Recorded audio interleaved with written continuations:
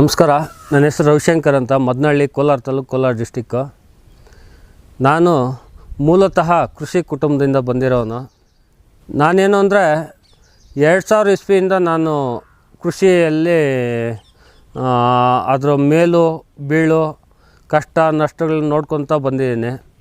ಅದ್ರ ಜೊತೆಗೆ 2014ರವರೆಗೂ 2000 ಇಸ್ವಿಯಿಂದ ಹಿಡಿದು 2014ರವರೆಗೂ ಇದು ಸುಖಕ್ಕಿಂತ ಕಷ್ಟನೇ ಜಾಸ್ತಿ ಬಿದ್ದಿದ್ವಿ. ಅದರಲ್ಲಿ ನಾನಿರ್ಬೋದು, ನಮ್ಮ ಕುಟುಂಬದವ್ರು ಇರ್ಬೋದು, ಸಿಕ್ಕಾಪಟ್ಟೆ ಕಷ್ಟಗಳಿಂದನೇ ಬಂದಿದ್ದು. ಅದಕ್ಕೆ ಕಾರಣ ಏನು ಅಂದರೆ ಏಕ ಬೆಳೆ ಪದ್ಧತಿ.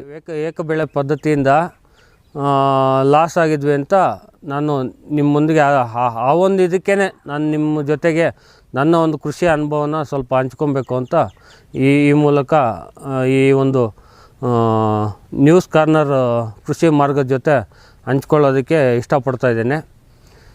ಈ ನನ್ನ ಒಂದು ಕೃಷಿ ಅನುಭವ ಏನು ಅಂತಂದರೆ, ಮುಂಚೆ ಏನು ಅಂತಂದರೆ ಬೆಳೆ ಯಾವ ಥರ ಮಾಡಬೇಕು ಅಂತ, ಅಂದರೆ ಬೆಳೆ ನಾವು ಮಾಡೋ ಪದ್ಧತಿ ಹೇಗೆ, ಏನು ಬೆಳೆಗೆ ಏನು ಕೊಡಬೇಕು ಏನು ಅಂತ ಗೊತ್ತಾಗ್ತಾ ಇರಲಿಲ್ಲ. ಏನು ಕೊಡಬೇಕು ಏನು ಅಂತಂದರೆ ಸಾವಯವ ಇರ್ಬೋದು, ಇಲ್ಲಾಂದರೆ ಬರೀ ನಾವು ಬೆಳೆ ಮಾಡಿದ್ವಿ ಅಂತಂದರೆ ಔಷಧಿಗಳನ್ನ ಜಾಸ್ತಿ ಮಾಡಿಬಿಡೋದು. ಅದ್ರ ಜೊತೆಗೆ ಇಲ್ಲ ಕೊಟ್ಟರೆ ಕೋಳಿ ಗೊಬ್ಬರ ಜಾಸ್ತಿ ಮಾಡೋದು, ಇಲ್ಲ ಕೋಳಿ ಏನು ತಿಪ್ಪೆ ಗೊಬ್ಬರ ಹಾಕ್ದಿರೇ ಬೆಳೆ ಮಾಡಿಬಿಡೋದು ಒಂದು ಸರಿ. ಹಂಗಾಗಿ ಸಿಕ್ಕಾಪಟ್ಟೆ ಹಿಂಸೆಗಳು ಬೀಳ್ತಾಯಿದ್ವಿ. ಆಮೇಲೆ ನಮಗೇನಾಯ್ತು ಅಂದರೆ 2014ರಲ್ಲಿ ಕೃಷಿ ವಿಜ್ಞಾನ ಕೇಂದ್ರದಲ್ಲಿ ನಮಗೆ IFS ಫಾರ್ಮರಾಗಿ ತೊಗೊಂಡ್ರು. IFS ಫಾರ್ಮರಾಗಿ ತೊಗೊಂಡ್ಮೇಲೆ ಅವರು ವಿಜ್ಞಾನಿಗಳು ಒಳ ತರಬೇತಿ ಹಿಂಗೆ ಕೊಟ್ಟರು. ಮುಂಚೆ ಒಳ ತರಬೇತಿ ಆದಮೇಲೆ ಬಂದು ನಮ್ಮ ತೋಟದ, ಅಂದರೆ ಹೊರ ತರಬೇತಿ ಇಲ್ಲಿ ಬಂದು ನಮ್ಮ ತೋಟಗಳಲ್ಲಿ ಟ್ರೈನಿಂಗ್ ಕೊಡೋದಕ್ಕೆ ಬಂದರು. ಆ ಒಂದು ಟೈಮಲ್ಲಿ ನಾವು ಮೊದಲು ಕಲ್ತಿದ್ದೇನು ಅಂತಂದರೆ, ಬೆಳೆಯನ್ನು ಹೆಚ್ಚಾಗಿ ಸಾವಯವ ಗೊಬ್ಬರಕ್ಕೆ ಯೂಸ್ ಮಾಡಬೇಕು ಅಂತ. ಅಂದರೆ ನಮ್ಮ ಭೂಮಿಯನ್ನು ಸಾವಯವ ಭೂಮಿಯನ್ನಾಗಿ ಪರಿವರ್ತನೆ ಮಾಡಿದ್ರೆ ಆಟೋಮೆಟಿಕ್ಕಾಗಿ ಬೆಳೆ ತಾನಾಗೆ ಬರ್ತದೆ ಅನ್ನೋ ಒಂದು ಇದಾಯಿತು. ಅದರಲ್ಲಿ ಬೆಳೆ ಪರಿವರ್ತನೆ ಅಂದರೆ ಏನು ಅಂದರೆ, ಈಗ ಟೊಮೊಟೊ ನಾಟಿ ಮಾಡಿರ್ತೀವಿ, ಟೊಮೊಟೊ ಆದಮೇಲೆ ಬೂದು ಕುಂಬಳಕಾಯಿ ಹಾಕ್ತೀವಿ, ಅದಾದಮೇಲೆ ಕಲ್ಲಂಗಡಿ ಹಾಕ್ತೀವಿ, ಅದಾದಮೇಲೆ ಆಲೂಗಡ್ಡೆ ಹಾಕ್ತೀವಿ. ಈ ಥರ ಒಂದೇ ಜಾತಿಗೆ ಸೇರಿದ್ದ ಬೆಳೆಗಳನ್ನೇ ನಾವು ಜಾಸ್ತಿ ಯೂಸ್ ಮಾಡ್ತಾಯಿದ್ದು. ಆಮೇಲೆ ಏನಾಯಿತು ಅಂದರೆ, ಇವರು ನಮ್ಮ ಟ್ರೈನಿಂಗ್ ಪ್ರೋಗ್ರಾಮಲ್ಲಿ ಸಾಯಿಲ್ ಟೆಸ್ಟ್ ಅಂತ ಮಾಡಿಸ್ಕೊಳ್ಳಿ. ನಾವು ಯಾವ ಥರ ಕಾಯಿಲೆ ಬಂದಾಗ ಡಾಕ್ಟ್ರ್ ಹತ್ರ ಹೋಗಿ ಬ್ಲಡ್ ಚೆಕಪ್ ಯಾವ ಥರ ಮಾಡಿಸ್ಕೊತೀವೋ ಅದೇ ಥರನೇ ನೀವು ಹೋಗಿ ಸಾಯಿಲ್ ಟೆಸ್ಟ್ ಮಾಡಿಸ್ಕೊಳ್ಳಿ. ಸಾಯಿಲ್ ಟೆಸ್ಟಲ್ಲಿ ಆ ಭೂಮಿಯಲ್ಲಿ ಸಾರಜನಕ ಎಷ್ಟಿದೆ, ಗೊಬ್ಬರದಂಶ ಎಷ್ಟಿದೆ, ಅದ್ರ ಜೊತೆಗೆ ನೀರಲ್ಲಿ ಏನು ಕೊರತೆ ಇದೆ, ಪ್ರತಿಯೊಂದೂ ಗೊತ್ತಾಗತ್ತೆ. ಆಮೇಲೆ ಆ ಭೂಮಿಗೆ ಯಾವ ಬೆಳೆ ಮಾಡಬೇಕು ಅನ್ನೋದು ಒಂದು ಮಾಹಿತಿ ಸಿಗ್ತದೆ. ಬೆಳೆ ಇಡೋದಕ್ಕೆ ಮುಂಚೆ ಏನಾಗಬೇಕು ಅನ್ನೋ ಮಾಹಿತಿ ಸಿಕ್ಕಿದಾಗ ಆಟೋಮೆಟಿಕ್ಕಾಗಿ ಬೆಳೆ ಚೆನ್ನಾಗಿ ಬರ್ತದೆ ಅಂತ ಗೊತ್ತಾಯಿತು. ಹಂಗೆ ಏನಾಯಿತು ಅಂತಂದರೆ, ನಾವು ಫಸ್ಟ್ ಟೈಮ್ಗೆ ಸಾಯಿಲ್ ಟೆಸ್ಟ್ ಮಾಡಿಸಿದ್ವಿ. ಆ ಸಾಯಿಲ್ ಟೆಸ್ಟ್ ಮಾಡಿಸಿದಾಗ ನಮ್ಮ ಭೂಮಿಯಲ್ಲಿ ಸಾರಜನಕನೇ ಇರಲಿಲ್ಲ. ಅಂದರೆ ನಾವು ಗೊಬ್ಬರಗಳು ಜಾಸ್ತಿ ಆಗ್ತಾಯಿರಲಿಲ್ಲ, ರಾಸಾಯನಿಕ ಗೊಬ್ಬರಗಳು ಜಾಸ್ತಿ ಆಗ್ತಾಯಿದ್ವಿ. ಅದ್ರ ಜೊತೆಗೆ ಈ ಕೋಳಿ ಗೊಬ್ಬರ, ಒಟ್ಟು ಗೊಬ್ಬರ ಸಲೀಸಾಗಿ ಸಿಗ್ತಾಯಿತ್ತು. ಅದನ್ನ ತೊಗೊಂಬಂದು ಸುರಿದ್ಬಿಟ್ಟು ಬೆಳೆ ಮಾಡ್ತಾಯಿದ್ವಿ. ಹಂಗಾಗಿ ಯಾವುದೊಂದು ಬೆಳೆನೂ ನೀಟಾಗಿ ಬರ್ತಾಯಿರಲಿಲ್ಲ. ಆ ಒಂದು ಇದಕ್ಕೆ ಸಿಕ್ಕಾಪಟ್ಟೆ ನಷ್ಟಗಳು ಅನುಭವಿಸಿದ್ವಿ. ಯಾಕೆಂದರೆ ಬೆಳೆ ಇದು ಕೊಯ್ಲಿಗೆ ಬಂದು ಆ ಬೆಳೆ ಎತ್ಕೊಂಡು ಮಾರ್ಕೆಟ್ಗೆ ಹೋಗ್ತೀವಿ ಅಂದ್ಕೊಳ್ಳಿ, ಫಸಲನ್ನ ತೊಗೊಂಡು. ಅಲ್ಲಿ ಮಾರ್ಕೆಟಲ್ಲಿ ಯಾವುದೇ ಕಾರಣಕ್ಕೂ ಒಳ್ಳೆ ಒಂದು ಕಾಯಿ ಚೆನ್ನಾಗಿದ್ರೆ, ಕ್ವಾಲಿಟಿ ಇದ್ದರೆ ಆಟೋಮೆಟಿಕ್ಕಾಗಿ ನಮ್ಗೆ ಎಕ್ಸ್ಪೆಕ್ಟೇ ಮಾಡಿರಲ್ಲ, ಅದಕ್ಕಿನ್ನೂ ಜಾಸ್ತಿನೇ ಬೆಲೆ ಬರ್ತದೆ. ಯಾವಾಗ ಕ್ವಾಲಿಟಿ ಇರಲ್ವೋ ನಮ್ಮ ಮುಂಚಿನವರು ಚೆನ್ನಾಗಿ ಹೋಗಿರ್ತದೆ, ಆದರೆ ನಮ್ಮದು ಲಾಟ್ ಹತ್ರ ಬರೋ ಅಷ್ಟರಲ್ಲಿ ಅಲ್ಲಿ ಜನಗಳೇ ಅಲ್ಲಿ ನಿಲ್ಲಲ್ಲ, ಹಂಗಾಗ್ಬಿಡ್ತದೆ. ಅದೇನು ಕಾರಣ ಏನು ಅಂತಂದರೆ, ಅದಕ್ಕೆ ನಮ್ಮ ಒಂದು ಬೆಳೆಯಲ್ಲಿ ಅಂಥ ಹೇಳ್ಕೊಳೋಂಥ ಫಸಲು ಬಂದಿರಲ್ಲ, ಅಂಥ ಕ್ವಾಲಿಟಿನೂ ಇರಲ್ಲ. ಹಂಗಾಗಿ ಬೇಸತ್ತೋಗಿದ್ವಿ. ಇದು ಬೇಡ ಈ ಒಂದು ಬೆಳೆಗಳೇ ಮಾಡೋದು ಬೇಡ ಅಂದ್ಬಿಟ್ಟು ರೇಷ್ಮೆಗೆ ಹೋಗಿದ್ವಿ. ರೇಷ್ಮೆಯಲ್ಲೂ ಅಷ್ಟೇ ಒಂದೇ ಬೆಳೆ ಸಿಕ್ಕಿದ್ರೆ, ಆ ಟೈಮಲ್ಲಿ ನಾನು ಉಳು ಮೇಸ ಅಂತ ಟೈಮಲ್ಲಿ 2008 ಮೇಲೆ, ಅದಕ್ಕೆ ಮುಂಚೆ ಇದ್ದಿದ್ದು 90 ರೂಪಾಯಿಂದ 150 ರೂಪಾಯಿ 200 ರೂಪಾಯಿ ಅಂದರೆ ನಾನು ಲಾಸ್ಟ್ ಬಿಡೋ ಅಷ್ಟೊತ್ತಿಗೆ ಬಂದಿತ್ತು. ಅದರಲ್ಲೂ ಲಾಸ್ ಅನುಭವಿಸ್ಬಿಟ್ವಿ. ಆಮೇಲೆ ಏನಾಯಿತು ಅಂದರೆ 2014ರಲ್ಲಿ IFS ಫಾರ್ಮರ್ ಆದಮೇಲೆ ನಾನು PUC ಓದಿದ್ದೀನಿ. PUC ಜೊತೆಗೆ ಅಲ್ಲಿ ಕೃಷಿ ಡಿಪ್ಲೊಮಾ ಮಾಡ್ದಂಗೆ ಆಯಿತು. ಒಬ್ಬ IFS ಫಾರ್ಮರು ಮಾಡಲ್ ಫಾರ್ಮರ್ ಆಗಿ ಯಾವಾಗ ತೊಗೊಂಡ್ರೋ ನನಗೆ ಅಲ್ಲಿ ಒಂದು ಡಿಗ್ರಿ ಅಂದರೆ ಕೃಷಿಯಲ್ಲಿ ಡಿಗ್ರಿ ಕೊಟ್ಟಂಗಾಯ್ತು. ಅಂದರೆ ಮೇಲ್ದರ್ಜೆಗೆ ಹೋಗೋದಕ್ಕೆ ಏನೇನು ಮಾಡಬೇಕು, ಯಾವ ಥರ ಬೆಳೆನ ಬೆಳೆಸಬೇಕು, ಬರೀ ಔಷಧಿಗಳೇ ಪ್ರಾಮುಖ್ಯತೆ ಅಲ್ಲ, ಅದ್ರ ಜೊತೆಗೆ ಟ್ರ್ಯಾಪ್ಸ್ಗಳು ಹಾಕ್ಬೋದು. ಮತ್ತು ನಾವು ಒಂಟಿ ಕಡ್ಡಿ ಹಾಕ್ತಾಯಿದ್ದು 2014ರಲ್ಲಿ ಮೊದಲ ಬಾರಿಗೆ ಮಲ್ಚಿಂಗ್ ಪೇಪರ್ ಹಾಕ್ತಾಯಿರಲಿಲ್ಲ. ಮಲ್ಚಿಂಗ್ ಪೇಪರ್ ಹಾಕಿದ್ವಿ 2014ರಲ್ಲಿ. ಅದ್ರ ಜೊತೆಗೆ ಜೋಡಿ ಕಡ್ಡಿ ಹಾಕಿ ಟೊಮೊಟೊ ಬೆಳೆ ಬೆಳೆದ್ವಿ. ಟ್ರ್ಯಾಪ್ಸ್ ಹಾಕಿದ್ವಿ. ಸ್ಟಿಕ್ಕಿ ಟ್ರ್ಯಾಪ್ಸ್ ಇರ್ಬೋದು, ಫರ್ಮನ್ ಟ್ರ್ಯಾಪ್ಸ್ ಇರ್ಬೋದು. ಮತ್ತು ಸುತ್ತು ಚೆಂಡು ಹೂವು ತೋಟದ ಸುತ್ತು. ಅಂದರೆ ಚೆಂಡು ಹೂವು ಯಾಕೆ ಹಾಕ್ತೀವಿ ಅಂದರೆ ತಡೆಬೆಳೆ, ಅದು ಬೆಳೆಗೆ ತಡೆಬೆಳೆ ಅಂದರೆ ಫಸ್ಟು ಬಂದಿದ್ದ ತಕ್ಷಣ ಚೆಂಡು ಹೂದ ಮೇಲೆ ಟ್ರಿಪ್ಸ್ ಕೂತ್ಕೊಂಡು ಹುಳ ಅಂತ ಇಂಥವು ಎಲ್ಲ ಕೂತ್ಕೊಂಡು ಚಿಟ್ಟೆಗಳು. ಆಮೇಲೆ ನಾವು ಅದಕ್ಕೆ ಸ್ವಲ್ಪ ಜಾಸ್ತಿ ಔಷಧಿ ಹೊಡ್ಕೊಂಡ್ರೆ ಸಾಕು ಅನ್ನೋ ಮಟ್ಟಕ್ಕೆ ಬಂದಿತ್ತು. ಮೊದಲನೇ ಬಾರಿಗೆ 2014ರಲ್ಲಿ ನಂಬರ್ 1 ಬೆಳೆ ಅಂದರೆ 6200 ಸಸಿ ನಾಟಿ ಮಾಡಿ 6800 ಬಾಕ್ಸ್ವರೆಗೂ ಕೊಯ್ದಿದ್ವು. ಅಂದರೆ ಒಂದು ಸಸಿಗೆ ಒಂದು ಬಾಕ್ಸಿಂದ ಮೇಲೆ ಅಂದರೆ 15 kgಯಿಂದ ಮೇಲೆ ಒಂದು ಗಿಡದಲ್ಲಿ ಬೆಳ್ಸಂಗೆ ಮಾಡಿ. ಆ ಟೈಮಲ್ಲಿ 1300 ರೂಪಾಯಿ ರೇಟ್ ಇತ್ತು ಟೊಮೊಟೊ. ಒಂದೇ ಎಕರೆಯಲ್ಲೇ 34 ಲಕ್ಷ ಮಾಡಿದ್ವು. ಅಂದರೆ 6600 ಬಾಕ್ಸು. ಅಂದರೆ ನಾನು ಹೇಳ್ತಾ ಇರೋದೇನು ಅಂದರೆ ಫಸ್ಟ್ ಕ್ವಾಲಿಟಿ 1300 ರೂಪಾಯಿ ರೇಟು, ಸೆಕೆಂಡ್ ಕ್ವಾಲಿಟಿ ಬಂದು 600ರಿಂದ 700 ಇತ್ತು. ಆ ಒಂದು ಆವ್ರೇಜ್ ಲೆಕ್ಕಕ್ಕೆ ಹೋದರೆ 34 ಲಕ್ಷ ಆಯಿತು ಒಂದೇ ಎಕರೆಯಲ್ಲಿ. ಆಮೇಲೆ ಅವತ್ತಿನ ದಿನದಿಂದ ನಮಗೆ ಇನ್ನು ಬೆಳೆ ಮಾಡಿದ್ರೆ ನಂಬರ್ 1 ಆಗೇ ಮಾಡಬೇಕು. ನಂಬರ್ 1 ಅಂದರೆ ಏನು ಅಂತಂದರೆ ಸಾರಜನಕ ಜಾಸ್ತಿ ಕೊಡಬೇಕು, ತಿಪ್ಪೆ ಗೊಬ್ಬರ.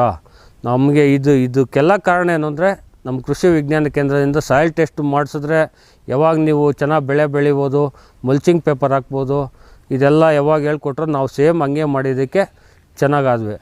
ಅದ್ರ ಜೊತೆಗೇನು ಅಂದರೆ ಅವತ್ತು ಸ್ಟಾರ್ಟ್ ಮಾಡಿರೋದು ಇವತ್ತಿನವರೆಗೂ ಮಲ್ಚಿಂಗ್ ಪೇಪರ್ ಇಲ್ದಿರ ನಾವು ಬೆಳೆ ಮಾಡಲ್ಲ.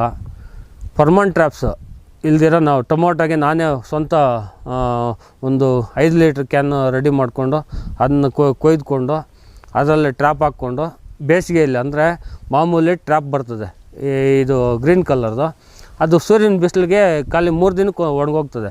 ನಾನು 5 ಲೀಟ್ರ್ ಕ್ಯಾನ್ ಕೆಳಗಡೆ ಕೊಯ್ದುಕೊಂಡ್ಬಿಟ್ಟು ಮೇಲಿನ ಭಾಗದಲ್ಲಿ ಅದಕ್ಕೆ ಕಟ್ಕೊಂಡು ಒಳಗಡೆ ಲೂರು ಹಾಕಿದ್ರೆ 10 ದಿನಕ್ಕೆ ಒಂದು ಸರಿ ನೀರು ಹಾಕ್ಕೊಂಡ್ರೆ ಸಾಕು. ಅದಕ್ಕೆ ಅಂದರೆ 3 ದಿನಕ್ಕೆ ಒಂದು ಸರಿ ಚೇಂಜ್ ಮಾಡಬೇಕು. ನೀರಂತೂ ಹಿಂಗಲ್ಲ ಅಂತ ನಾನು ಹೇಳ್ತಾ ಇರೋದು. ಅದಾದಮೇಲೆ ಈಗ ನಾವು ವರ್ಷ ಪೂರ್ತಿ ಟೊಮೊಟೊ ಇದ್ದೇ ಇರ್ತದೆ. ಅದ್ರ ಜೊತೆಗೆ ಕ್ಯಾಪ್ಸಿಕಮ್ ಮಾಡ್ತೀವಿ, ಮತ್ತು ಬೂದುಗುಂಬಳ ಗಿಡ ಮಾಡ್ತೀವಿ, ಮತ್ತು ಬೆಳೆ ಪರಿವರ್ತನೆಗೆ ಸ್ಪಿಟ್ ಕಾರ್ನ್ ಮಾಡ್ತೀವಿ. ಇವೆಲ್ಲ ಟೊಮೊಟೊ ಎಲ್ಲ ಆದಮೇಲೆ ಸ್ಪಿಟ್ ಕಾರ್ನ್ ಮಾಡ್ತೀವಿ. ಸ್ಪಿಟ್ ಕಾರ್ನು, ಕೋಸು, ಎಲೆಕೋಸು, ಗಡ್ಡೆಕೋಸು ಇಂಥವು ಮಾಡ್ತೀವಿ ಬೆಳೆ ಪರಿವರ್ತನೆಗೆ. ಆ ಸ್ಪಿಟ್ ಕಾರ್ನು ಮಾಡೋದು ಏನಕ್ಕೆ ಅಂತಂದರೆ ಈಗ ನಾವು ತೆನೆ ಜೊತೆಗೆ ಹಸಿರು ಮೇವು ಸಿಗುತ್ತೆ. ನಮ್ಮ ಕುರಿ, ಎಮ್ಮೆಗಳು, ಹಸುಗಳು ಎಲ್ಲ ಇರೋದ್ರಿಂದ ಮೇವು ಚೆನ್ನಾಗಿರ್ತದೆ. ಒಳ್ಳೆ ಮೇವು ನಾವೇ ಬೆಳ್ಕೊಂಡಂಗೆ ಆಗ್ತದೆ. ಅದ್ರ ಜೊತೆ ಭೂಮಿನೂ ಫಿಲ್ಟ್ರ್ ಆಗುತ್ತೆ. ಅದ್ರ ಜೊತೆ ಈಗೇನು ಅಂತಂದರೆ ಮೊದಲನೇ ಬಾರಿಗೆ ಈಗ ಸರ್ಕಾರದಿಂದ ಎಲ್ರಿಗೂ ಪಾಲಿ ಹೌಸ್ಗಳು ಸಿಗಲ್ಲ. ಹಂಗಾಗಿ ನಾವೇನು ಮಾಡ್ಕೊಂಡಿದ್ವಿ ಅಂದರೆ ಈಗ ನೆಟ್ ಹೌಸ್ ಥರ ಮಾಡ್ಕೊಂಡಿದ್ವಿ. ಇವತ್ತಿಗೆ 2.5 ಎಕರೆಗೆ ಇದು ಕ್ಯಾಪ್ಸಿಕಮ್ ನಾಟಿ ಮಾಡಿದ್ವಿ. 2.5 ಎಕರೆ ಕ್ಯಾಪ್ಸಿಕಮ್ ಅಂತಂದರೆ ಹತ್ರ ಒಂದು 8 ಲಕ್ಷ ಬಂದಿದೆ ಇವತ್ತಿಗೆ ಖರ್ಚು. ಮೆಸ್ಸು, ಹೊಸ ಕಡ್ಡಿ, ಮತ್ತು ಸುತ್ತು ಕಂಬಿ, ಮತ್ತು ರ್ಯಾಡ್ಗಳು ಕೆಳಗಡೆ ಹೊಡೆಯೋದು, ಗುತ್ತುಗಳ ಬದಲಾಗಿ ರ್ಯಾಡ್ಗಳು. ಯಾಕೆ ಗಾಳಿ ಮಳೆಗೆ ತಡಿಬೇಕು ಅಂತಂದ್ಬಿಟ್ಟು ಮೋನೋ ಮೆಸ್ಸು. ಅಂದರೆ ಮೋನೋ ಅಂತಂದರೆ ಮಾಮೂಲಿ ಟೇಪ್ ಮೆಸ್ ಬರುತ್ತೆ. ಆ ಟೇಪ್ ಮೆಸ್ಸಲ್ಲಿ ಗಿಡ ಬೆಳೆಯುತ್ತೆ ಹೊರತು ಕಾಯಿನೂ ಕಡಿಮೆ ಬರ್ತದೆ. ಈ ಮೋನೋ ಅಂತಂದರೆ ಅದು ಒಂದು ಸ್ವಲ್ಪ ವೆರೈಟಿ ಆಗಿರ್ತದೆ. ಅದು ಏನು ಅಂದರೆ ಬಿಸಿಲು ಜಾಸ್ತಿ ಇರ್ತದೆ, ಬೆಳವಣಿಗೆ ಕಡಿಮೆ ಇರ್ತದೆ, ಇನ್ಸೆಕ್ಟ್ಸು ಕಡಿಮೆ ಬರ್ತದೆ. ಸೈಡ್ಗೆ ಇನ್ಸೆಕ್ಟ್ ಮೆಸ್ ಹಾಕಿದ್ವಿ, ಅದು 28 ರೂಪಾಯಿ 1 ಮೀಟ್ರ್ ಇದೆ. ಅದು ಇನ್ಸೆಕ್ಟ್ ಮೆಸ್ಸು. ಅದರಲ್ಲಿ ಒಂದು ಸೊಳ್ಳೆ ಇರ್ಬೋದು, ಒಂದು ಈ ಧಾಮ ಅಂತಾರಲ್ಲ ಅಂಥವು ಕೂಡ ಒಳಗಡೆ ಹೋಗದೆ ಟ್ರಿಪ್ಸ್ ಸಹ ಒಳಗಡೆ ಹೋಗಲ್ಲ ಅಂಥ ಮೆಸ್ನ ಯೂಸ್ ಮಾಡಿದ್ವಿ. ಈಗ ಏನು ಅಂತ ಒಂದು ಸರಿ ಅದು ಬಂಡವಾಳ ಹಾಕ್ಬಿಟ್ರೆ 1 ವರ್ಷ ಬರ್ತದೆ, ಬೇಕಾದ್ರೆ ಅದರಲ್ಲೇ ಮತ್ತೆ ಕಿತ್ಕೊಂಡು ಹೂವನ್ನ ಏನಾದರೂ ಹಾಕ್ಕೋಬೋದು. ಹಂಗಾಗಿ ಇನ್ವೆಸ್ಟ್ ಜಾಸ್ತಿನೇ ಮಾಡಿ ಈಗ ಒಂದು ಸರಿ ಬಂಡವಾಳ ಹಾಕಿದ್ವಿ. ಮತ್ತು 1 ವರ್ಷ ಇದು ಕ್ಯಾಪ್ಸಿಕಮ್ 1 ವರ್ಷ ಕಿತ್ಕೋಬೋದು. ಇದು 1 ವರ್ಷ ಆದಮೇಲೆ ಮತ್ತೆ ಇನ್ನೊಂದು 6 ತಿಂಗಳು ಬೇರೆ ಬೆಳೆ ಮಾಡಿಕೊಂಡು ಅದ್ರ ಲಾಭನ ಯಾವುದೇ ಇದಿಲ್ದಿರ ತೆಗೆದುಕೋಬೋದು. ಅದ್ರ ಜೊತೆಗೆ ಇನ್ನೊಂದೇನು ಅಂದರೆ, ಈಗ ಒಳಗಡೆ ಇದ್ರೂ ಇನ್ನೇನು ಇನ್ಸೆಕ್ಟ್ ಮೆಸ್ ಹಾಕಿದ್ವಿ, ಮೇಲೆ ಇದು ಶೆಡ್ ನೆಟ್ ಹಾಕಿದ್ವಿ, ಇನ್ನು ರೋಗ ಬರಲ್ಲ ಅಂತಿಲ್ಲ. ಆ ರೋಗ ಬಂದ್ರೂ ಔಷಧಿನೇ ಮುಖ್ಯ ಅಲ್ಲ ಆ ರೋಗಗಳಿಗೆ. ಅದ್ರ ಜೊತೆಗೆ ಸ್ಟಿಕ್ಕಿ ಟ್ರ್ಯಾಪ್ಸು ಹತ್ರ ಒಂದು 200 ಸ್ಟಿಕ್ಕಿ ಟ್ರ್ಯಾಪ್ಸ್ ಹಾಕಿದ್ವಿ. ಇನ್ನೂ ಒಂದು 100-150 ಸ್ಟಿಕ್ಕಿ ಟ್ರ್ಯಾಪ್ಸ್ ಇದೆ ಒಳಗಡೆ. ಈ ಸ್ಟಿಕ್ಕಿ ಟ್ರ್ಯಾಪ್ಸ್ ಹಾಕೋ ಉದ್ದೇಶ ಏನು ಅಂದರೆ, 5 ದಿನಕ್ಕೆ ಹೊಡೆಯೋ ಔಷಧಿನ ಇನ್ನೊಂದು 5-6 ದಿನಕ್ಕೆ, ಇನ್ನು ವಾರದಲ್ಲಿ ಇನ್ನೊಂದು 2-3 ದಿನಕ್ಕಾದರೂ ರೈಸ್ ಮಾಡಿಸ್ಕೋಬೋದು. ಯಾಕೆಂದರೆ ಬಂದಿದ್ದು ಬೀಳ್ತಾನೆ ಇರ್ತಾವಲ್ಲೇ, ಔಷಧಿ ಇದು ಬೆಲೆನೂ ಕಡಿಮೆ ಆಗ್ತದೆ. ಹಂಗೆ ಟ್ರ್ಯಾಪ್ಸ್ಗಳನ್ನು ಎಲ್ಲ ಬಳಸೋದು ಒಳ್ಳೆಯದೇ. ಅದ್ರ ಜೊತೆಗೆ ನಮ್ಮದೇನು ಅಂದರೆ ಇಂಟರ್ ಕ್ರಾಪ್ಸ್ ಎಲ್ಲ. ಈಗ ಮಾವು ಇದೆ, ಮಾವು ಒಂದೇ ನಂಬ್ಕೊಂಡಿದ್ರೆ ವರ್ಷ ಪೂರ್ತಿ ಅದನ್ನ ನೋಡ್ಕೊಂಡಿರೋದಕ್ಕಾಗಲ್ಲ. ಮಾವಿಗೊಂದಕ್ಕೆ ನೀರು ಹಾಕೋದಕ್ಕಾಗಲ್ಲ, ಹಂಗೆ ಅಂದ್ಬಿಟ್ಟು ಅದು ಗೊಬ್ಬರನೂ ಹಾಕೋದಕ್ಕಾಗಲ್ಲ. ಅದಕ್ಕೇನು ಮಾಡ್ತೀವಿ ಅಂದರೆ, ಮಾವಲ್ಲೇ ಜೋಳ ಬೆಳ್ಕೊತೀವಿ, ಕೋಸು ಹಾಕ್ತೀವಿ, ಟೊಮೊಟೊ ಹಾಕ್ತೀವಿ, ಮತ್ತು ಪ್ರತಿಯೊಂದು ಬೆಳೆನೂ ತರಕಾರಿನೂ. ಮಾವು ಅದರ 16 ಎಕರೆ ಮಾವಿನ ತೋಟ ಇದೆ. 16ರಲ್ಲಿ ಒಂದು 7 ಎಕರೆ ಅಷ್ಟು ಮಾತ್ರ ನೀರಾವರಿ ಇಲ್ಲ, ಇನ್ನು ಉಳಿದಿದ್ದೆಲ್ಲ ನೀರಾವರಿನೇ ಇದೆ. ಅದರಲ್ಲೆಲ್ಲ ಬೆಳೆಗಳು ಬೆಳ್ಕೊತೀವಿ. ಮಾವಿಗಂತೂ ನಮ್ಮದು ಅಲ್ಲಿ ಹೋದರೆ 100% ರೇಟ್ ಇರ್ತದೆ. ಯಾಕೆಂದರೆ ಸೈಜ್ ಚೆನ್ನಾಗಿರ್ತದೆ. ಏನಿಲ್ಲ ಅಂದ್ರೆ ನಮ್ಮದು ಮಲ್ಲಿಕ ಬಂದು ಹತ್ರ ಒಂದು 3/4 kg ಮೇಲೇ ಬರ್ತದೆ. 3/4 kg 1 kgವರೆಗೂ ಬರ್ತದೆ ನಮ್ಮದು ಮಲ್ಲಿಕ. ಬೆಣಿಷನು ಅಷ್ಟು ಒಳ್ಳೆ ಸೈಜ್ ಬರ್ತದೆ. ಅದ್ರ ಜೊತೆಗೆ ಬಾದಾಮಿನೂ ಇದೆ, ಆಲ್ಫಾನ್ಸು, ಅದೂ ಒಳ್ಳೆ ಸೈಜ್ ಬರ್ತದೆ. ಎಲ್ಲ ರೈತರು ಏನೇ ಬೆಳೆ ಮಾಡಿದ್ರು ಇಲ್ಲ ಏನೇ ಒಂದು ಮರ ಉಣಿದ್ರೂ ಅದರಲ್ಲಿ ಆದಾಯ ಎಕ್ಸ್ಪೆಕ್ಟ್ ಮಾಡೇ ಮಾಡ್ತಾರೆ. ಹಂಗಿದ್ದಾಗ ನಾವು ಏನೇ ಒಂದು ಕೆಲಸ ಮಾಡಿದ್ರು, ಈಗ ತರಕಾರಿ ಬೆಳೆಗಳಿದ್ದಿರ್ಬೋದು, ಹೈನುಗಾರಿಕೆದಿರ್ಬೋದು, ಮೀನುಗಾರಿಕೆದಿರ್ಬೋದು, ಜೇನುಗಾರಿಕೆದಿರ್ಬೋದು, ನಾವು ಪ್ರಾಮಾಣಿಕವಾಗಿ ಇದನ್ನ ನೀಟಾಗಿ ಕ್ಲೀನಾಗಿ ಮಾಡಿದ್ರೆ ಅಂದರೆ ಅದರಲ್ಲಿ ಒಳ್ಳೆ ಕ್ವಾಲಿಟಿ ಬರ್ತದೆ. ಕ್ವಾಲಿಟಿ ಬಂದಾಗ ಆಟೋಮೆಟಿಕ್ಕಾಗಿ ದುಡ್ಡು ಚೆನ್ನಾಗೇ ಬರ್ತದೆ. ಯಾಕೆಂದ್ರೆ ನಮ್ಮ ಒಂದು ಮಾಲಲ್ಲಿ ಯಾವಾಗ ಕ್ವಾಲಿಟಿ ಇರ್ತದ, ಯಾರೇ ಆಗಲಿ ಕಡಿಮೆ ಕೇಳೋದಕ್ಕೆ ಯಾರಿಗೂ ಮನಸ್ಸು ಬರಲ್ಲ. ಅದನ್ನ ಹೇಳೋದಕ್ಕೆ ಇಚ್ಛೆ ಪಡ್ತೀನಿ. ಈಗ ನನ್ನ ಕೃಷಿಗೆ ಎಲ್ಲ ಒಂದು ಕೃಷಿ ಒಂದು ಯಂತ್ರೋಪಕರಣಗಳನ್ನ ಇಟ್ಕೊಂಡಿದ್ದೀನಿ. ಟ್ರ್ಯಾಕ್ಟರ್ ಇಟ್ಕೊಂಡಿದ್ದೀನಿ, ವೀಡ್ರ್ ಇದೆ, ಮರಗಳ ಕೆಳಗಡೆ ಎಲ್ಲ ಉಳುಮೆ ಮಾಡೋದಕ್ಕೆ. ಅದು ಕೂಲಿ ಆಳುಗಳದ್ದು ಅದು ಸಮಸ್ಯೆ, ಅದು ಕಡಿಮೆ ಮಾಡ್ದಂಗೆ ಆಯಿತು. ಔಷಧಿ ಹೊಡೆಯೋದಕ್ಕೆ ಟ್ರ್ಯಾಕ್ಟರ್ ಪಂಪ್ ಇದೆ. ನಮ್ಮ ಔಷಧಿ ಮಾವಿನ ಗಿಡಗಳಿಗೆಲ್ಲ ಔಷಧಿ ನಾನೇ ಹೊಡ್ಕೊತೀನಿ. ಬೆಳೆಗಳಿಗೆ ಹೊಡೆಯೋದಕ್ಕೆ ಪವರ್ ಸ್ಪೇಯರ್ ಇದೆ, 1-2 ಇದಾವೆ. ಅವನು 5 ಬೆನ್ ಪಂಪ್ಗಳಿದ್ದಾವೆ. ಈಗ ಮನೆಗೆ ಚಾಪ್ ಕಟ್ರಿದೆ. ಏನು ಈಗ ಇವೆಲ್ಲ ಪುಡಿ ಮಾಡಿ ಎರೆಹುಳು ತೊಟ್ಟಿಗೆ ಹಾಕೋದಕ್ಕೆ ಚಾಪ್ ಕಟ್ರಿದೆ. ಈಗ ಪ್ರತಿಯೊಂದೂ ಸಮಗ್ರವಾಗಿ ಒಂದು ಕೃಷಿ ಚಟುವಟಿಕೆಗಳನ್ನ ಇಟ್ಕೊಂಡಾಗ ಆ ಒಂದು ಪರಿಶ್ರಮಕ್ಕೆ, ಆ ಸಾಧನೆಗೆ ಗುರುತಿಸಿ ಆ ಒಂದು ಪ್ರಶಸ್ತಿಗಳನ್ನು ಬರ್ತವೆ. ಅದ್ರ ಕಾರಣ ಏನು ಅಂತಂದ್ರೆ, 2014ರಲ್ಲಿ ನಾನು ಅವಾಗಲೇ ಹೇಳ್ದಾಗೆ ಟೊಮೊಟೊದಲ್ಲಿ ಯಾವಾಗ ದುಡ್ಡಾಯ್ತೋ ಸ್ವಲ್ಪ ಸಮಗ್ರ ಕೃಷಿ ಬಗ್ಗೆ ಬಂದು ಕುರಿ, ಮೇಕೆ, ಅಜೋಲ, ಜೇನು ಮತ್ತು ಈ ಬೆಳೆಗಳಲ್ಲಿ ಟ್ರಾಪ್ಸ್ಗಳು, ಪರ್ಮನೆಂಟ್ ಟ್ರಾಪ್ಸ್ ಇರ್ಬೋದು, ಮತ್ತು ಈ ಮಲ್ಚಿಂಗ್ ಪೇಪರ್ ಇರ್ಬೋದು, ಈ ಥರ ಪ್ರತಿಯೊಂದೂ ಇನೋವೇಟಿವ್ ಆಗಿ ಮಾಡಿದಾಗ ಪ್ರಶಸ್ತಿಗಳು ತಾನಾಗಿ ತಾನೇ ಹುಡ್ಕೊಂಬರೋದಕ್ಕೆ ನಾನೇ ಉದಾಹರಣೆ. ಅದು ಕಾರಣ ಏನು ಅಂದರೆ, 2014ರಲ್ಲಿ ಇವೆಲ್ಲ ಮೇಂಟೈನ್ ಮಾಡ್ತಾ ಇದ್ದಂಗೆ ಜಿಲ್ಲಾ ಮಟ್ಟದ ಪ್ರಗತಿಪರ ಅತ್ಯುತ್ತಮ ರೈತ ಪ್ರಶಸ್ತಿ ಕೋಲಾರ ಜಿಲ್ಲೆ ಒಂದು ಇದಕ್ಕೆ ಬಂತು. ಅದಾದಮೇಲೆ ಇನ್ನೂ ಚೆನ್ನಾಗಿ ಮಾಡಬೇಕು ಅಂತ ಹೋದ್ಮೇಲೆ ಈ ವೀಡ್ರು, ಟ್ರ್ಯಾಕ್ಟ್ರು, ಪ್ರತಿಯೊಂದು ಟ್ರ್ಯಾಕ್ಟರ್ ಐಟಮ್ಮು ಎಲ್ಲ ಇಟ್ಕೊಂಡು ಇನ್ನೂ ಇನೋವೇಟಿವ್ ಆಗಿ ಮಾಡಬೇಕು ಅಂತ ಅಂದ್ಬಿಟ್ಟು ಹೋದ್ಮೇಲೆ ಸ್ವಲ್ಪ ಎಲ್ಲ ಮೀನುಗಾರಿಕೆಗೆ ಕೃಷಿ ಹೊಂಡ ಒಂದು ಹೊಡ್ಕೊಂಡು ಮೀನುಗಾರಿಕೆನೂ ಮಾಡ್ತಾ ಇದ್ದೆ. ಪ್ರತಿಯೊಂದು ಸಮಗ್ರ ಕೃಷಿನ ನಚ್ಕೊಂಡು ಹೋದ್ಮೇಲೆ ಡೆಲ್ಲಿಯಿಂದ ನಾನು ಅರ್ಜಿನೇ ಹಾಕಿರ್ಲಿಲ್ಲ. ನಮ್ಮ ಕೃಷಿ ವಿಜ್ಞಾನ ಕೇಂದ್ರದವರು ಇಂಥ ಒಬ್ಬ ರೈತನಿದ್ದಾನೆ ಅಂತ ಒಂದು ಮೆಸೇಜ್ನ ಫಾರ್ವರ್ಡ್ ಮಾಡಿದ್ರು ನಮ್ಮ ಮಂಜುನಾಥ್ ಗೌಡ್ರು. ಅವಾಗ KVK ಹೆಡ್ ಆಗಿದ್ರು. ಅವ್ರು ಫಾರ್ವರ್ಡ್ ಮಾಡ್ತಾ ಇದ್ದಂಗೆನೆ ಇನ್ನೋವೇಟಿವ್ ಫಾರ್ಮರ್ ಅವಾರ್ಡ್ ಅಂತ ರಾಧಾ ಮೋಹನ್ ಸಿಂಗ್ ಅವರು ಕೇಂದ್ರ ಕೃಷಿ ಸಚಿವರು 2015ರಲ್ಲಿ ಕೊಟ್ಟರು.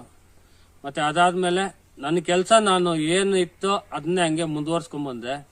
2018ರಲ್ಲಿ ಕೆನರಾ ಬ್ಯಾಂಕ್ ಪ್ರಾಯೋಜಿತ ಕ್ಯಾನ್ ಬ್ಯಾಂಕ್ ಪ್ರಶಸ್ತಿ ಬಂತು. ಕ್ಯಾನ್ ಬ್ಯಾಂಕ್ ಪ್ರಶಸ್ತಿನೂ ಇವರು ರಾಜ್ಯಪಾಲರು, ಈಗಿರೋ ಅಂತ ರಾಜ್ಯಪಾಲರು ವಜುಭಾಯಿ ವಾಲಾ ಅವರು ಕೊಟ್ಟರು. ಅವತ್ತಿಗೆ ನನ್ನ ಜೀವನದಲ್ಲಿ ಕೃಷಿ ಸಾಧನೆ ಮಾಡಿದ್ದಕ್ಕೆ ಅಂತ ದಿನ ನಾನಿನ್ನು ಮರೆಯೋದಕ್ಕಾಗಲ್ಲ. ಯಾಕೆಂದ್ರೆ ಒಬ್ಬ ಗವರ್ನರ್ ಹತ್ರ ಹೋಗೋದೇ ಕಷ್ಟ. ಅಂಥದ್ದು ಅವರು ಮೇಲೆ ಕರೆದು ನನಗೆ ಒಂದು ಹಾರ ಹಾಕಿ ಶಾಲು ಹಾಕಿ ಒಂದು ಪ್ರಶಸ್ತಿ ಪತ್ರ ಕೊಟ್ಟು ಒಂದು ಗೌರವ ಸೂಚಿಸಿದ್ದು ನನಗೆ ಅವತ್ತಿನ ದಿನದಲ್ಲಿ ತಿಳ್ಕೊಳೋದಕ್ಕಾಗಲ್ಲ. ನನ್ನ ಜೀವನದಲ್ಲಿ ಅದೇ ಒಂದು ದೊಡ್ಡ ಸಾಧನೆ ಅಂತ ಅನಿಸ್ತು. ನಾನು ಈ ಕಷ್ಟ ಬಿದ್ದಿದ್ದಕ್ಕೆ ಒಂದು ಪ್ರತಿಫಲ ಇವತ್ತು ಸಿಕ್ತು ಅಂತ ಅನ್ಕೊಂಡೆ 2014ರಲ್ಲಿ. ಮತ್ತೆ ಸುಮ್ಮನೆ ಆದೆ, ಏನು ಬೇಡ ಅಂತ. ನಮ್ಮ ಕೃಷಿ ವಿಜ್ಞಾನ ಕೇಂದ್ರ ಚಿಂತಾಮಣಿ ಸೈಂಟಿಸ್ಟ್ಗಳೆಲ್ಲ ಏನು ಮಾಡಿದ್ರು ಅಂದ್ರೆ ಇನ್ನೊಂದು ಪ್ರಶಸ್ತಿಗೆ ಹಾಕು ಅಂತ ಅಂದ್ಬಿಟ್ಟು ಅವರೇ ಪ್ರೇರೇಪಿಸಿದ್ದು. ಅದಕ್ಕೆ ಬಿಡೋದು ಬೇಡ, ಆಗ್ಲಿ ನೋಡೋಣ ನಮ್ಮ ರೈತರಿಗಿರೋ ಪ್ರಶಸ್ತಿಗಳು ಯಾಕೆ ಬಿಡಬೇಕು ಅಂದ್ಬಿಟ್ಟು ನಮ್ಮ ಕ್ಷೇತ್ರದವರೇ ಆದ ಮುಂಚೆ ಇದ್ದವರು ಮಾಜಿ MLA ದಿವಂಗತ ಸಿ ಬೈರೇಗೌಡರು ಹೇಳ್ಬೇಕು ಅಂದ್ರೆ, ಬೈರೇಗೌಡ್ರೆ ನಮ್ಮ ಒಂದು ಕಾಲೇಜ್ ಇರ್ಬೋದು, ಕುರುಬೂರು ಕಾಲೇಜ್ ಇರ್ಬೋದು, ರೇಷ್ಮೆ ಕೃಷಿ ವಿಶ್ವವಿದ್ಯಾನಿಲಯ ಕಾಲೇಜು, KVK ಅದನ್ನೆಲ್ಲ ಹಾಸ್ಕೊಂಬಂದಂತ ಮಹಾನ್ ಭಾವರು. ಅವ್ರು ಅಲ್ಲಿ ಹಾಸ್ಕೊಂಬಂದಿದ್ದಕ್ಕೆ ನಮ್ಮಂತ ಎಷ್ಟೋ ರೈತರಿಗೆ ಉಪಯೋಗ ಆಗಿದೆ. ಅಂತವರು ನಮ್ಮ ಕ್ಷೇತ್ರದ MLA ಅನ್ನೋದಕ್ಕೆ ನಮ್ಗೆ ಒಂಥರ ಖುಷಿನೇ, ಒಂಥರ ಹೆಮ್ಮೆನೇ ಆಯ್ತು. ಅವ್ರ ಹೆಸರಲ್ಲಿ ನಮ್ಗೆ ಈ ರೀಸೆಂಟ್ ಆಗಿ ರಾಜ್ಯ ಮಟ್ಟದ ಅತ್ಯುತ್ತಮ ಬೈರೇಗೌಡ ಪ್ರಶಸ್ತಿ ಅವರು ಬಂದಿದ್ದು ನಮ್ಗಂತೂ ಸಿಕ್ಕಾಪಟ್ಟೆ ಖುಷಿ ಆಯ್ತು. ನಮ್ದೇ MLA ಹೆಸರು ಮೇಲೆ ಅಂತ ಒಬ್ಬ ಒಳ್ಳೆ ಕೃಷಿ ಸಚಿವರ ಹೆಸರಲ್ಲಿ ಪಡ್ಕೊಳ್ಳೋದಕ್ಕೆ ನಾನು ಪುಣ್ಯ ಮಾಡಿದ್ದೆ ಅನ್ಸುತ್ತೆ. ಈ ಪ್ರಶಸ್ತಿಗಳಿಗೆ ನಾನು ಬೆನ್ನಿಗೆ ನಿಂತವರು ಅಂತಂದ್ರೆ ನಮ್ಮ ಕುಟುಂಬದವರು ಮತ್ತೆ ಅದ್ರ ಜೊತೆಗೆ 2014ರಿಂದ ಯಾರು ಇದು ಸೈಂಟಿಸ್ಟ್ಗಳಾಗಿ ಕೆಲಸ ಮಾಡಿದಾರೆ ಇಲ್ಲಿ ಇವತ್ತಿನವರೆಗೂ ನನಗೆ ಅಲ್ಲಿ ಹೋಗಿದ್ದೀನಿ ಅಂದ್ರೆ ತೋರ್ ಮನೆ ಅಂತ ಕರೀತಾರೆ. ತೋರ್ ಮನೆಗೆ ಬಂದಿದೆಯಲ್ಲಪ್ಪ ಅಂತ ಕರೀತಾರೆ. ನನಗೊಬ್ಬನಿಗೆ ಅಲ್ಲ, ಪ್ರತಿಯೊಬ್ಬರಿಗೂ ರೈತರಿಗೂ ಅನುಕೂಲ ಮಾಡೋಂಥ ಸೈಂಟಿಸ್ಟ್ಗಳಿದ್ದಾರೆ ಇಲ್ಲಿ. ಅದನ್ನ ಎಲ್ಲರೂ ಬಳಸ್ಕೋಬೇಕು.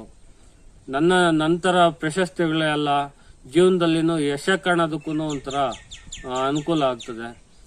ನಾವು ಏನೋ ಮಾಡ್ತೀವಿ ಕೆಲಸ ಅಂತ ಅಂದ್ಬಿಟ್ಟು ಹೋದ್ರೆ ಅದು ಯಾವುದು ಕೆಲಸ ಆಗಲ್ಲ. ಗೊತ್ತಿರೋ ಅಂಥವ್ರು ಅದನ್ನೇ ಓದಿರೋ ಅಂಥವ್ರು ಇರ್ತಾರೆ. ಅದನ್ನ ಆ ವಿಷಯ ತಜ್ಞರು ಇದ್ದಾರೆ. ಪ್ರತಿಯೊಂದಕ್ಕೂ ರೇಷ್ಮೆಗಿದ್ದಾರೆ, ಮೀನುಗಾರಿಕೆಗಿದ್ದಾರೆ, ಆಹಾರಕ್ಕಿದ್ದಾರೆ, ಜೇನು ಕೃಷಿಗಿದ್ದಾರೆ, ಪ್ರತಿಯೊಂದಕ್ಕೂ ಇದ್ದಾರೆ. ಅಂತದನ್ನ ಇರೋ ಅಂತ ಸೈಂಟಿಸ್ಟ್ ಬಳಸ್ಕೊಳ್ಳಿ, ಯಾರೂ ಇಲ್ಲ ಅಂತ ಹೇಳ. ಪ್ರತಿಯೊಬ್ಬ ರೈತರು ವಿಜ್ಞಾನಿಗಳ ಹತ್ರ ಹೋಗಿ ಯಾವುದೋ ಒಂದು ಔಷಧಿ ಹೊಡೆಯೋದ್ರಿಂದ ಏನು ಕೆಲಸ ಮಾಡಲ್ಲ, ಇನ್ನ ದುಷ್ಪರಿಣಾಮಗಳೇ ಜಾಸ್ತಿ, ಪರಿಣಾಮ ಬೀರಲ್ಲ. ಅದು ಆದಷ್ಟು ಈ ಥರ ತಿಳಿದಿರೋ ಅಂಥ ವಿಜ್ಞಾನಿಗಳನ್ನ ಭೇಟಿಯಾಗಿ ಕುಟುಂಬದ ಎಲ್ಲರೂ ಒಗ್ಗಟ್ಟಾಗಿ ಕೆಲಸ ಮಾಡಿ ಕೂಲಿಯವ್ರನ್ನೇ ನಂಬ್ಕೊಂಡಿರೋನೆ. ಇಂಥವು ಈ ಕುರಿ ಮೇಕೆ ಅಂಥವು ಮನೆಯವ್ರಿಗೂ ಇರಬೇಕು. ಆಚೆಗಡೆ ಕೂಲಿಯವ್ರು ಮಾಡೋ ಅಂಥವು ಟೊಮೊಟೊ ಅಂತ ಇಂಥ ಲಾಡ್ಜಾಗಿ ಮಾಡೋ ಅಂಥವು ಇರಬೇಕು. ಅದ್ರ ಜೊತೆಗೆ ನಮ್ಮ ಮನೆಗೆ ಬೇಕಾಗಿರೋ ಅಂಥವು ಏನು ಹಲ್ಸಿರ್ಬೋದು, ಬಾಳೆಹಣ್ಣು ಇರ್ಬೋದು, ಇಲ್ಲ ಆರೆಂಜ್ ಇರ್ಬೋದು, ನಿಂಬೆ ಹಣ್ಣು ಇರ್ಬೋದು, ಡ್ರ್ಯಾಗನ್ ಫ್ರೂಟ್ ಇರ್ಬೋದು, ಅನಾನಸ್ ಇರ್ಬೋದು, ಚೇಪೆಕಾಯಿ ಇರ್ಬೋದು, ನುಗ್ಗೆ ಇರ್ಬೋದು, ತಿರುಗಿ ನಲ್ಲಿ ಗಿಡಗಳಿರ್ಬೋದು, ತೆಂಗಿನ ಗಿಡಗಳಿರ್ಬೋದು. ಅಥವಾ ಮನೆಗೆ ಬೇಕಾ ಎಲ್ಲಾನು ಕೊಂಡ್ಕೊಂಬರೋದಕ್ಕೆ ಆಗಲ್ಲ. ನೀರು ಹರಿಯೋದು ಎಲ್ಲೋ ಒಂದು ಕಡೆ ಬದುಗಳಲ್ಲಿ ಹಾಕಿಟ್ಕೊಂಡಾಗ ನಮ್ಮದೇ ಮರದಲ್ಲಿ ನಾವು ಕಿತ್ತು ತಿಂತಾ ಇದ್ರೆ ಅದರಷ್ಟು ಖುಷಿ ಇನ್ಯಾವುದೂ ಇಲ್ಲ. ನಮ್ಮ ಮರದಲ್ಲಿ ಬೆಳೆದಿರೋ ಅಂಥ ಹಣ್ಣು ಮನೆಗೆ ಎತ್ಕೊಂಡೋಗಿ ನಮ್ಮ ಮರದ್ದು ಅಂತೇಳಿ ತಿನ್ನೋದಕ್ಕೆ ಅದರಷ್ಟು ಖುಷಿ ಅಂತೂ ಯಾವುದಿಲ್ಲ. ಯಾಕೆಂದ್ರೆ ನನಗೆ ಮೊದಲು ಈ ಅನುಭವ ಇರಲಿಲ್ಲ.